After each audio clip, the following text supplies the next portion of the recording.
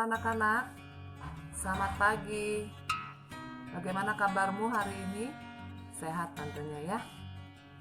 Untuk hari ini Ibu akan membagikan materi tentang sistem ekresi pada manusia.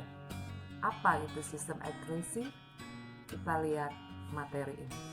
Selamat menyaksikan. Proses metabolisme di dalam tubuh bertujuan untuk mendapatkan zat-zat dan energi yang dibutuhkan oleh tubuh untuk melangsungkan kehidupannya.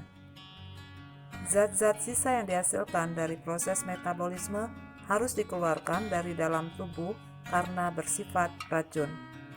Proses pengeluaran zat-zat yang sudah tidak dibutuhkan oleh tubuh ini dikenal sebagai ekresi.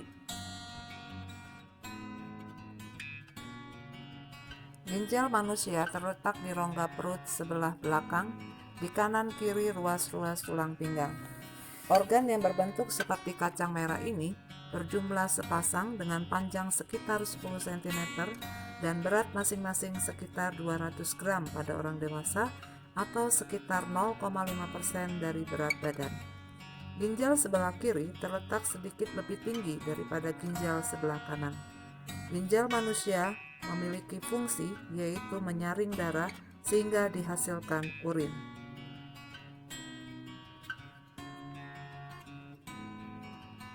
Bagian-bagian ginjal terdiri dari 1.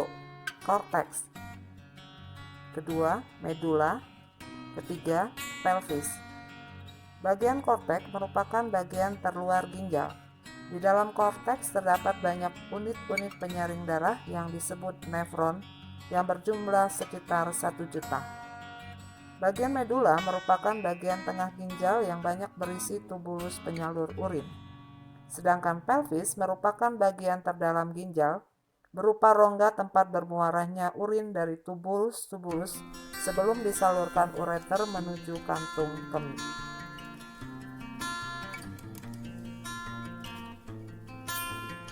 Pada proses filtrasi, darah akan mengalami penyaringan di glomerulus untuk menghilangkan zat-zat beracun dan zat-zat yang berlebih dalam darah.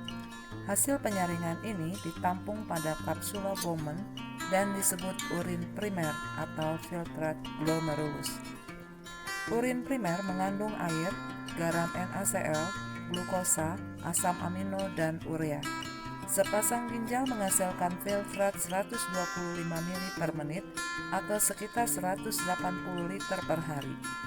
Dari jumlah tersebut, hanya 1,5 liter yang dikeluarkan dari tubuh. Selebihnya diserap kembali pada proses reabsorpsi. Proses reabsorpsi terjadi di tubulus contortus proximal.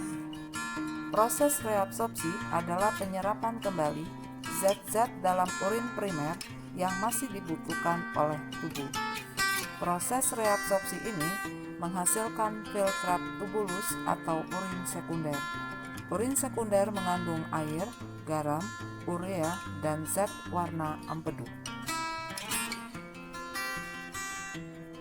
Pada proses augmentasi terjadi di tubulus contortus distal. Pada proses augmentasi ini akan menghasilkan urin sesungguhnya.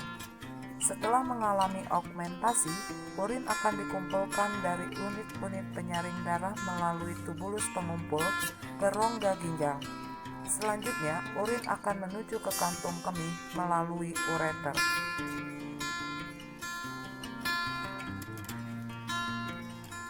Hati atau hepar merupakan kelenjar terbesar dalam tubuh manusia.